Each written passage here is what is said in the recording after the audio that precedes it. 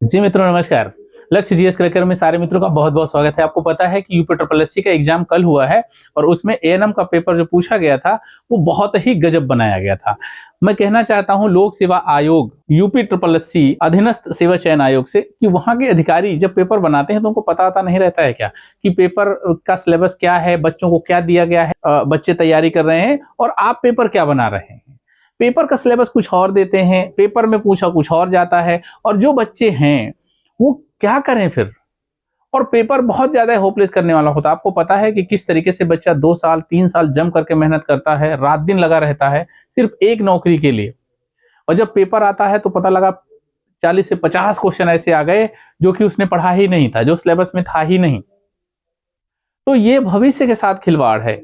देश के भविष्य के साथ, उत्तर प्रदेश के बेरोजगारों के साथ खिलवाड़ है। और अधिकारी जब ये पेपर सेट करते हैं तो मुझे नहीं लगता है शायद वो फ्रेश माइंड में बनाते होंगे, या तो भांग खा करके बैठते होंगे और या तो फिर कुछ और बात रहती होगी और या तो फिर उनको इससे कोई लेना देना नहीं है कि ये इतनी महत्वपूर्ण संस्था जहां पर लाखों लाख बच्चों के भविष्य का सवाल होता है कि गैर जिम्मेदार अधिकारियों को बैठा करके पेपर बनवाया जाता है।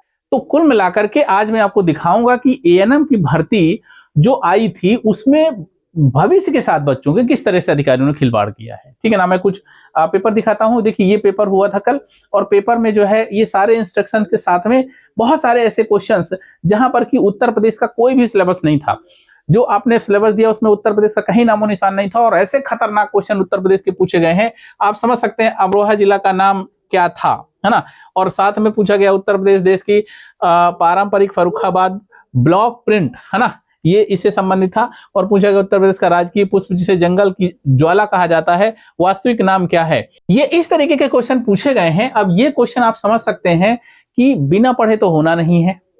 और जो बच्चा पूरी तरीके से मेडिकल में लगा हुआ है, एएनएम की परीक्षा के लिए स्वास्थ्य शिक्षा पढ़ रहा है, स्वास्थ्य से संबंधित सवाल हल कर रहा है, उसको ये कैसे आएगा।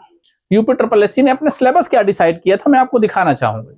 ये देखिए, ये है विज्ञापन, उत्तर प्रदेश अधीनस्थ सेवा चयन आयोग लखनऊ, विज्ञापन संख्या 11, परीक्षा 2024, स्वास्थ्य कार्यकर्ता महिला मुख्य परीक्षा, है ना। ये विज्ञापन जारी किया गया था। अब समझिए 2024 में विज्ञापन आया था लास्ट में।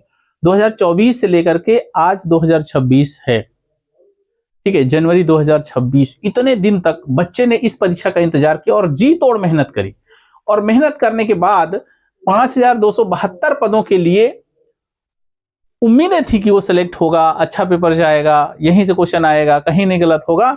लेकिन मैं आपको दिखाना चाहता हूं कि आप लोगों ने जो पेपर बनाया कैसा बनाया और कहां से आपने सिलेबस दिया था जो आपने उठा करके क्वेश्चन रखे हैं। आप मैं चलता हूं इसके सिलेबस में कि किस तरीके से सिलेबस आपने डिसाइड किया था।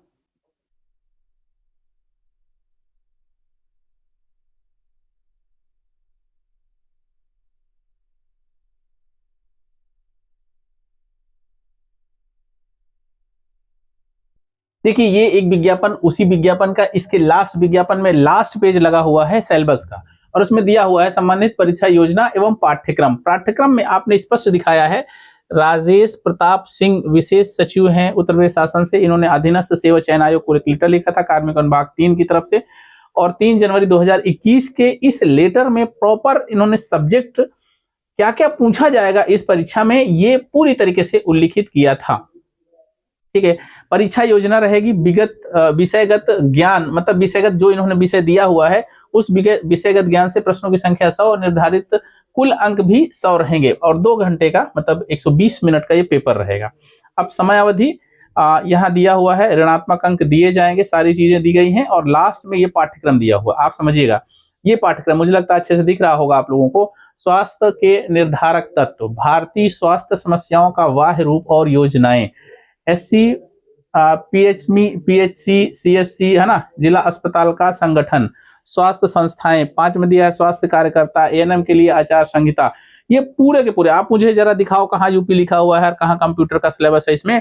ये लेकर के 15, 16, 17, 18, 19, है ना, प्राथमिक चिकित्सा, सामान्य छोटे बीमारियां, ये लेकर के लगभग 38 चैप्टर ये दिए हुए हैं। कितने 38 चैप्टर आपने दिया हुआ है और कहीं पर भी सामान्य जो है उत्तर प्रदेश और सामान्य कंप्यूटर के क्वेश्चन का कहीं जिक्र नहीं है ना।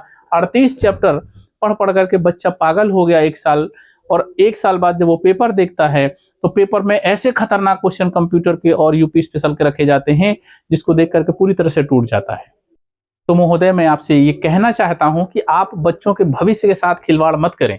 अगर आप इतना मोटी रकम लेकर के, इतनी सैलरी लेकर के आप इतनी छोटी सी जिम्मेदारी नहीं समझ सकते हैं कि पेपर बनाते समय ये आपने जो नोटिफिकेशन जारी किया है, जो बच्चों को बताया है कि यहां से पेपर पूछा जाएगा, ये सिलेबस है, अगर उसको नहीं रख सकते हैं तो नौकरी छोड़ दीजिए।